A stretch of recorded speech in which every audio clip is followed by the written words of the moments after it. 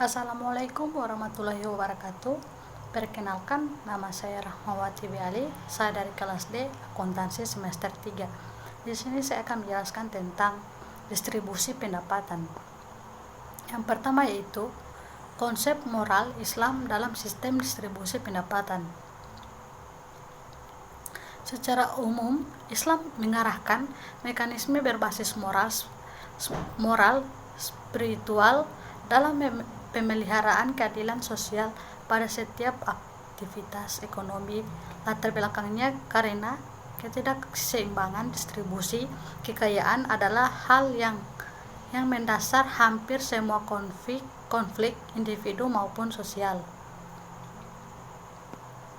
Yang berikutnya yaitu para ahli fikih mendefinisikan bahwa yang dimaksud dengan kepemilikan umum itu adalah yang pertama fasilitas atau sarana umum yang menjadi kebutuhan umum masyarakat seperti air, padang rumput, jalan-jalan umum atau jalan-jalan tol.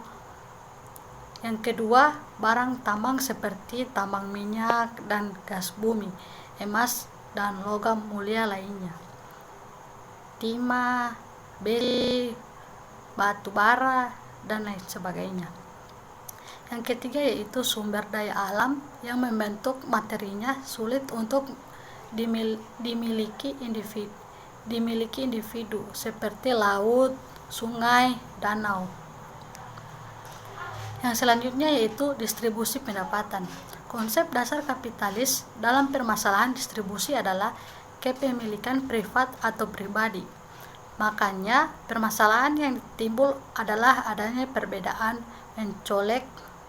mencolok pada kepemilikan pendapatan dan harta pusaka peninggalan leluhurnya masing-masing. Yang selanjutnya yaitu proses redistribusi pendapatan dalam Islam mengalami banyak hal yang berkaitan dengan moral. Yang pertama sebagaimana utilitarisme mempromosikan grand good of for great dream or. Yang selanjutnya yaitu distribusi pendapatan dalam konteks rumah tangga atau household.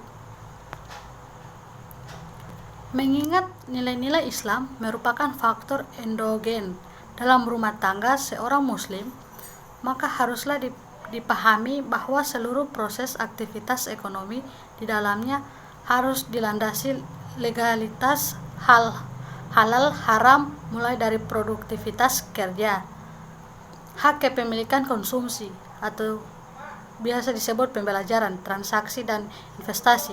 Distribusi pendapatan dalam konteks rumah tangga akan sangat berkaitan dengan terminologi syadaka. Pengertian syadaka di sini bukan berarti sedekah dalam konteks pengertian bahasa Indonesia. Yang terakhir yaitu distribusi pendapatan dalam konteks negara. Prinsip-prinsip ekonomi yang dibangun di atas nilai moral Islam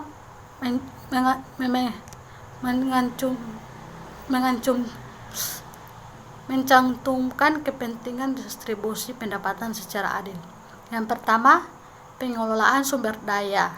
Yang kedua, kompetisi pasar dan redistribusi sistem. Yang ketiga, model ekonomi politik atau siyasah al-ijtihadiyah. Sekian itu saja yang saya bisa paparkan. Mohon maaf bila ada kesalahan, mohon dimaafkan. Wabillahi taufiq wal hidayah. Wassalamualaikum warahmatullahi wabarakatuh.